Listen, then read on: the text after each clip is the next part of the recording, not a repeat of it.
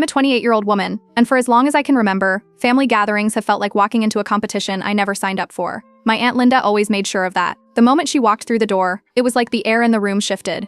She carried herself with the kind of confidence that left no room for anyone else's stories. She didn't just share updates about her kids, Claire and Ryan, she turned every conversation into a highlight reel of their so-called perfect lives. Growing up, I learned quickly that holidays weren't about catching up or enjoying each other's company. They were about how high Claire's grades were compared to everyone else, or how Ryan's latest business venture was blowing up. Every Thanksgiving, Christmas, or summer barbecue became a stage for Linda to perform, and the rest of us were just the audience. I still remember my mom's tight smile whenever Linda started her routine, and my dad staring into his plate, clearly uncomfortable. Claire was always presented as the golden child, destined to become a doctor. Straight A's, perfect scores, glowing recommendation letters. Linda made it sound like the universe itself was preparing Claire's path to medical school. If any of the cousins mentioned our own plans, Linda had a way of twisting it to make Claire's achievements shine brighter. Ryan's story was just as glossy. According to Linda, he was some kind of genius entrepreneur, building a startup from the ground up while still juggling classes. She talked about investors, expansion, and networking, though never once could she explain exactly what the business was. When I was younger, I didn't pay too much attention. Kids don't really question what adults brag about, and I assumed maybe Claire and Ryan really were that amazing. But as I got older, the cracks became harder to ignore. The bragging got louder, more exaggerated, and much more dismissive of everyone else. One Thanksgiving not too long ago, I brought up that I had started landing corporate contracts through my event planning business. It was a huge deal for me, something I had worked toward for years. Linda didn't even let me finish before waving her hand and calling it just party organizing. She quickly pivoted back to Ryan's international opportunities, and I sat there realizing she hadn't even bothered to ask about my work. That comment stayed with me. For the first time, I started to look closely at the details she was so eager to throw around. Linda claimed Claire was deep in pre-med courses, yet I never once saw her studying when she visited family events. She seemed tired, distracted, even a little withdrawn, but Linda brushed it off as her being humble about her workload. Ryan, on the other hand, never had anything concrete to show for his so-called business. No website, no brand name, not even a business card. Just vague descriptions like tech solutions or global growth. I began to notice little slips. Once during a conversation at a 4th of July picnic, a cousin mentioned Claire had been working retail. Linda jumped in so fast it was almost comical, saying it was just for fun and character building. Another time, Ryan bragged about flying out for a conference, but couldn't remember which city it was in when someone asked. He brushed it off, saying it was confidential. The more I paid attention, the more things didn't add up. Claire never posted about school, never mentioned exams, and never carried the heavy textbooks you'd expect from someone preparing for medical school. Ryan's so-called business presence online was non-existent. No LinkedIn activity, no press, nothing that would back up Linda's stories. It started to feel like they were living two different lives, one in Linda's words, and another in reality. The real turning point came when a cousin slipped up after a few drinks at a holiday dinner. He mentioned casually that Claire had actually dropped out of her university the year before. He didn't realize Linda was nearby, and the look on her face could have cut glass. She quickly corrected him, saying Claire was taking specialized courses abroad, but the tension in the room told a different story. I filed that away. Once I started looking, evidence appeared everywhere. Ryan had supposedly been running a sneaker reselling operation, nothing like the international startup Linda described. A friend of Claire's admitted she hadn't been in school since freshman year, and that she was struggling to find her footing. Piece by piece, the puzzle came together, and I realized just how much effort Linda had put into building this false picture of her children's success. Instead of confronting her outright, I decided to keep my head down and quietly collect what I noticed. Screenshots, conversations, even just mental notes about contradictions. Linda was so busy spinning her stories that she didn't notice anyone paying close attention. And in truth, most of the family wasn't. They were either too polite to question her, or too tired of the drama to bother. But I wasn't going to let it slide anymore. Not after years of having my own life diminished and dismissed. I could see the cracks forming, and I knew that if I waited long enough, the whole picture she had painted would eventually collapse under its own weight. All I had to do was watch, listen, and be ready when the truth finally came to light. After I started paying closer attention to Aunt Linda's stories, we had a big summer barbecue at my cousin's place. These get-togethers always followed the same script. Everyone brought food, the grill fired up, and as soon as Linda arrived, the spotlight landed on her kids. That day was no different. She walked in with a tray of pasta salad, and launched straight into an update about Ryan. According to her, his company had just expanded overseas. She used words like international contracts and global partnerships, and nodded as if she was in some kind of board meeting, instead of standing in a backyard next to a cooler full of soda cans. I let her finish before asking, casually, what the company was called. Linda gave this little laugh and waved her hand, saying something about how I wouldn't have heard of it anyway. The other relatives chuckled politely, but I noticed a few cousins raised their eyebrows. I didn't push further right there, but the moment stuck in my mind. That night, after I got home, I pulled out my laptop and searched state business records. If Ryan was running a company, it had to be registered. Nothing came up under his name, no LLC, no sole proprietorship, not even a DBA. I searched for a few of the buzzwords he liked to throw around, but there was no trace of anything connected to him. It was exactly what I expected, but seeing it in black and white was different. At that barbecue, Claire had shown up late. She looked tense, barely said a word, and steered the conversation away from school anytime someone asked. I remember hearing her mutter to a cousin that she was taking a break from classes. Linda was quick to jump in, clapping her hands and saying Claire was just too modest to brag about how well she was doing. The switch in tone was so sharp it was almost uncomfortable, but everyone let it slide, as usual. I didn't. A few days later, I reached out to an old friend of Claire's from high school. We'd crossed paths before, so it wasn't awkward to ask. She told me straight out that Claire had dropped out during her first year of college and hadn't gone back. She was working part-time in retail to cover her bills. That was about as far as you could get from medical school prep. The friend didn't sound surprised at all, just tired of hearing Linda's fantasy version of her daughter's life. From there, I dug a little deeper into Ryan's story. An acquaintance who had interned at the same firm Ryan supposedly worked for told me he had been fired after a few months. His business was nothing more than reselling sneakers online. He bought limited releases, marked them up, and flipped them for profit. There's nothing wrong with that as a hustle, but it wasn't exactly the kind of international startup Linda bragged about. I started documenting everything: screenshots of online searches, messages from people who knew the truth, even just bullet point notes of contradictions I heard in real time. I wasn't ready to confront Linda yet, but I wanted to have all my ducks in a row when the moment came. A few weeks later, we had another family dinner. As usual, Linda showed up with new stories. This time, Ryan was apparently invited to a tech conference in another state. She dropped it into conversation like it was casual, but I caught the way she looked around, waiting for reactions. I leaned forward and asked which conference. She blinked, stalled for a second, then said it was private and invite only. That didn't sit right. Every real conference has a name, even if it's industry-specific. The room went quiet for a second before someone changed the subject, but I caught a few cousins exchanging skeptical glances.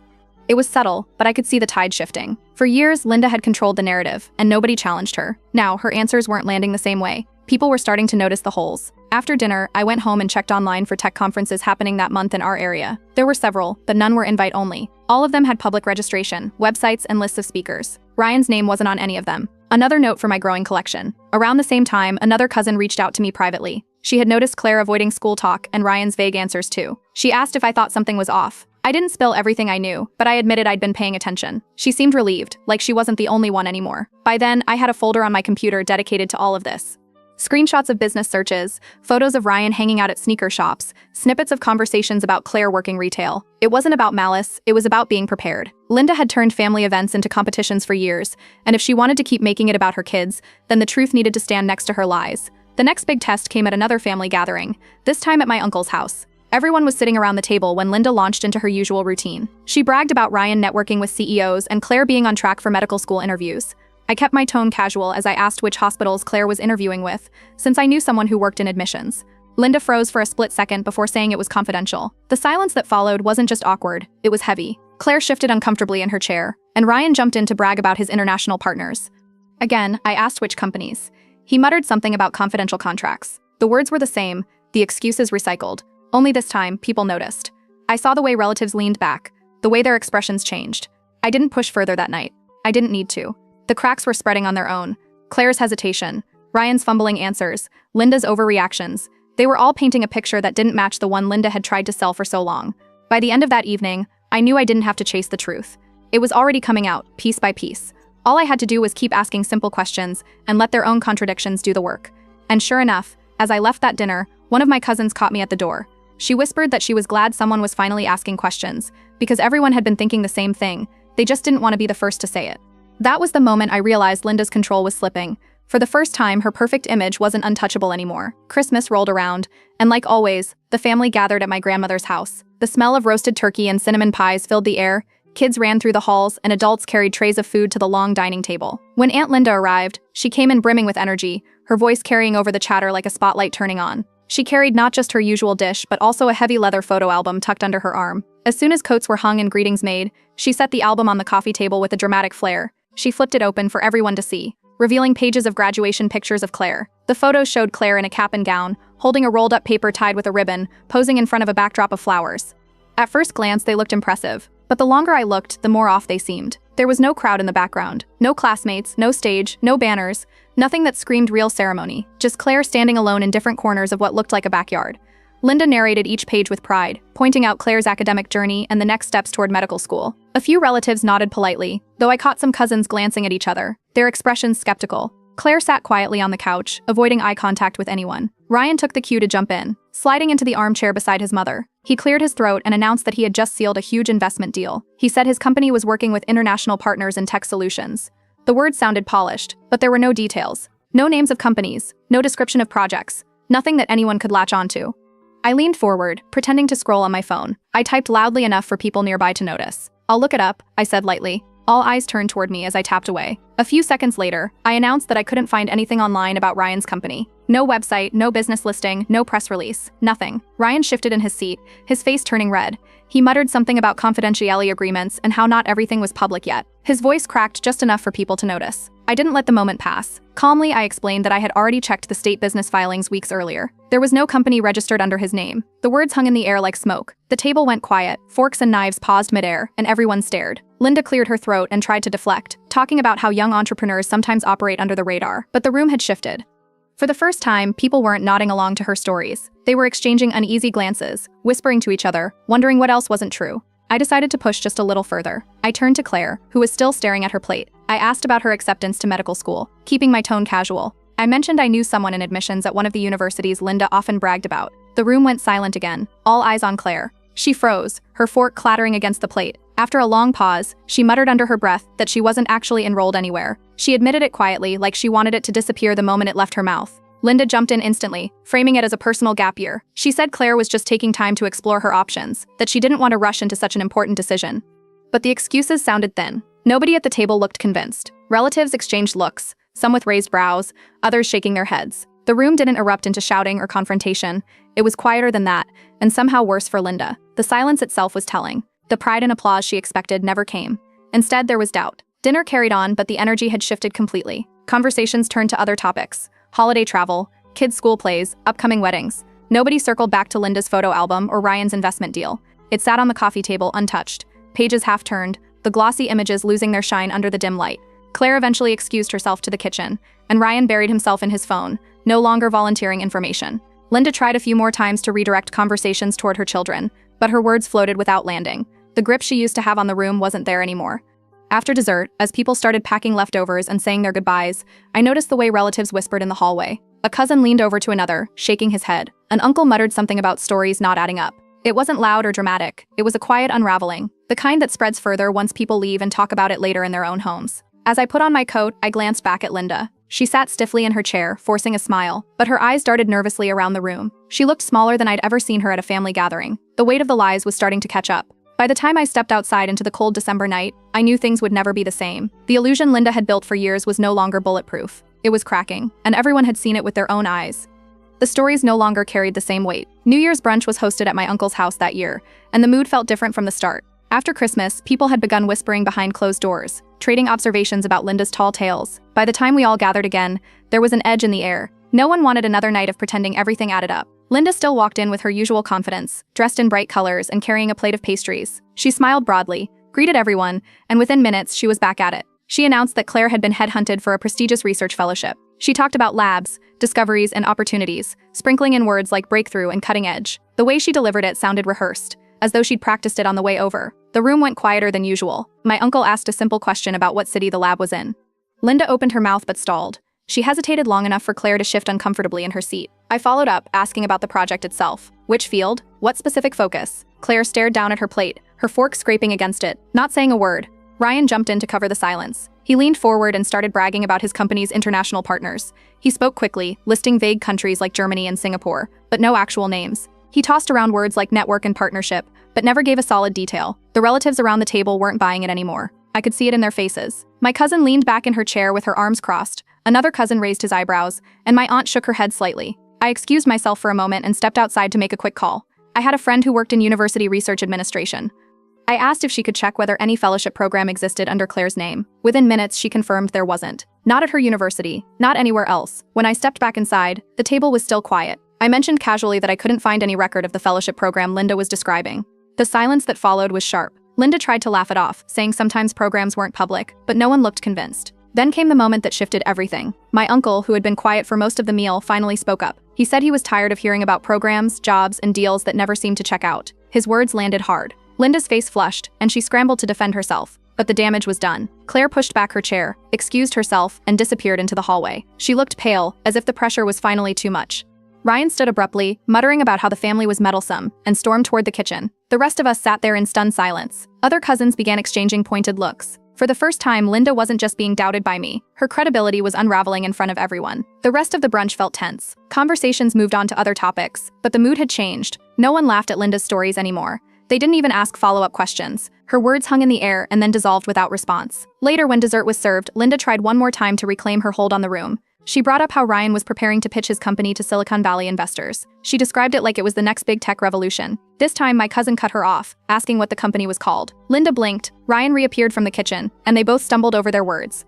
The cousins smirked and shook their heads, ending the conversation before it could even get going. After everyone started leaving, the whispers began again. In the hallway, cousins muttered about how fake the stories sounded.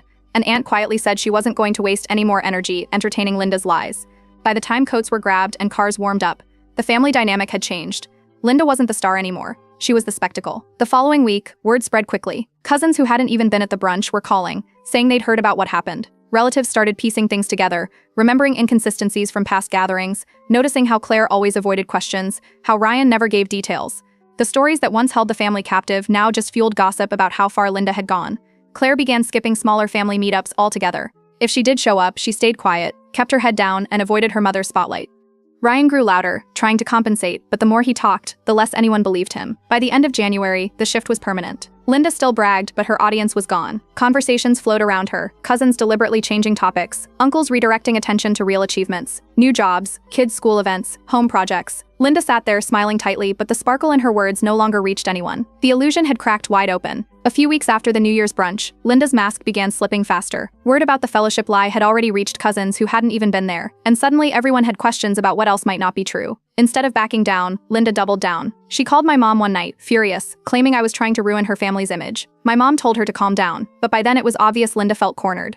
The next big family event was a cousin's engagement party. It was held at a rented hall, decorated with twinkling lights and tables full of food. Everyone was in good spirits, talking about wedding plans and showing off rings. When Linda arrived, she tried to step right back into her old role, raising her voice to talk over conversations and directing attention to Claire and Ryan. But this time fewer people responded. Conversations flowed past her, people turned back to their plates, and her smile faltered. Ryan tried to pick up the slack. He leaned against the bar, telling a group of relatives that he had been working with investors in New York. He talked about deals, contracts, and partners, but when someone asked if he had a business card, he stuttered. He patted his pockets and muttered about running out. The group exchanged looks and drifted away, leaving him standing alone.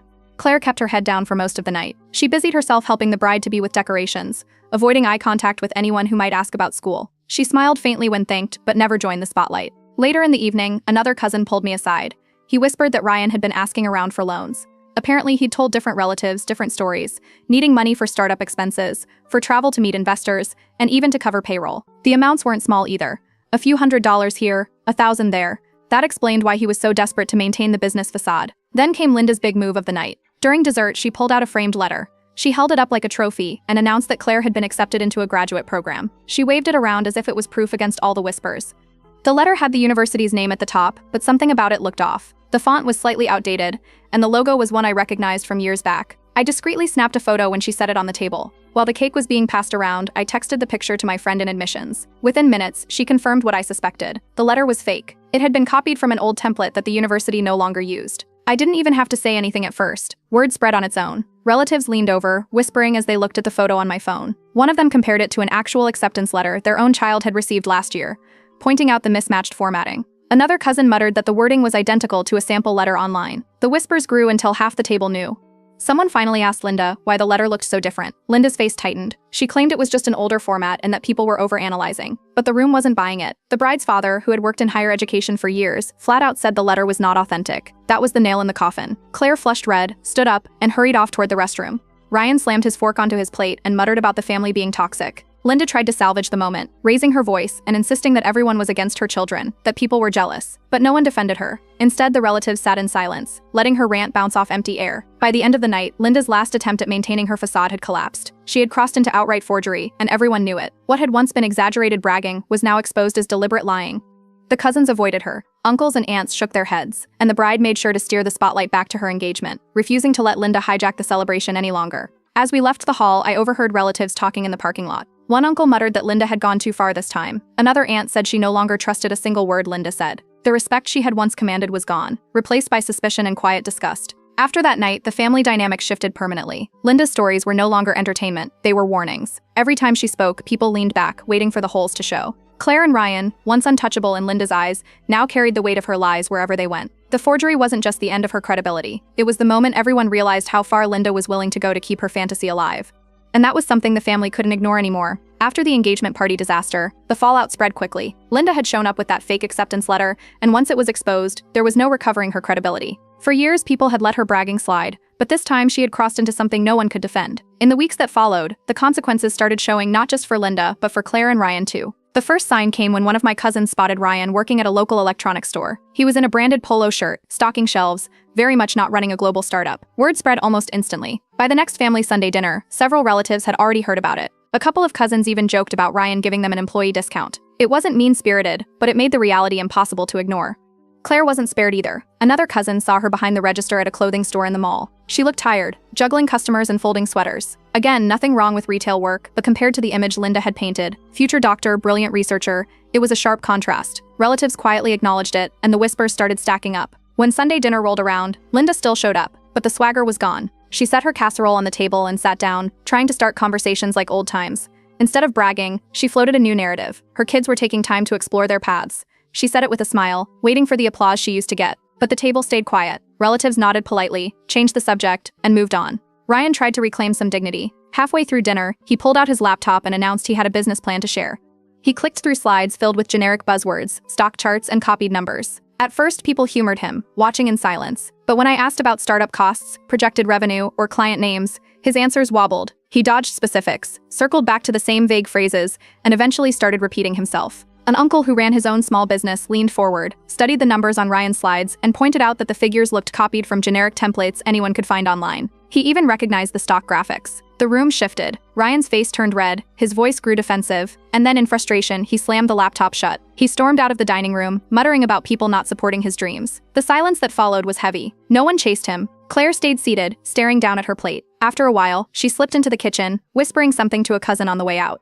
That cousin later told me, Claire admitted she wished her mom would stop pushing lies. The evening carried on, but Linda was noticeably subdued. She tried to steer conversations back to her kids, but the energy was gone. Relatives responded with short answers, then shifted to talking about their own lives, vacations, promotions, kids' achievements. For the first time, Linda wasn't the center of attention, and her attempts to reclaim the spotlight fell flat. Over the next few weeks, the ripple effects kept spreading. Ryan's job at the electronics store became common knowledge. Cousins would nudge each other when they saw him there, not to mock, but because the contrast to his CEO stories was too glaring. Claire, meanwhile, quietly picked up more retail hours. She stopped showing up to some family dinners altogether, and when she did come, she stayed close to the kitchen, avoiding the main table. Linda, however, wasn't ready to give up completely. At another family gathering, she tried a softer approach. Instead of bragging about Claire's studies or Ryan's business, she framed their struggles as temporary setbacks. She talked about resilience, about how every success story has challenges. But again, no one responded the way she wanted. Conversations drifted back to other topics, leaving her words hanging in the air. The real shift came when one of the younger cousins asked, point blank, if Ryan's company even existed. The question cut through the room like a knife. Linda fumbled, Ryan stayed silent, and Claire excused herself. The rest of the family exchanged looks, but no one jumped in to save Linda this time. By then, relatives had started confiding in me privately. One aunt admitted she had always suspected Linda exaggerated but had never wanted to stir conflict. Another cousin told me she used to feel inadequate every time Linda compared their kids to Claire and Ryan, but now she realized how fake it all was. The lies hadn't just propped up Linda's kids, they had put everyone else down. The final straw that night was when dessert was served. Normally, Linda would use that moment to tell another story, drawing the spotlight one last time before people left, but she stayed quiet, staring at her plate while the rest of the family laughed and shared updates about their own lives. For once, the evening ended without Linda's voice dominating the room. The consequences were clear. Ryan was no longer the untouchable entrepreneur. He was just another retail employee, struggling to maintain his image. Claire wasn't the future doctor. She was a young woman working part-time, trying to figure out her next step. And Linda, who had built her entire identity on their supposed success, was left with nothing but silence. The pedestal she had stood on for years was gone, replaced by polite nods and sideways glances.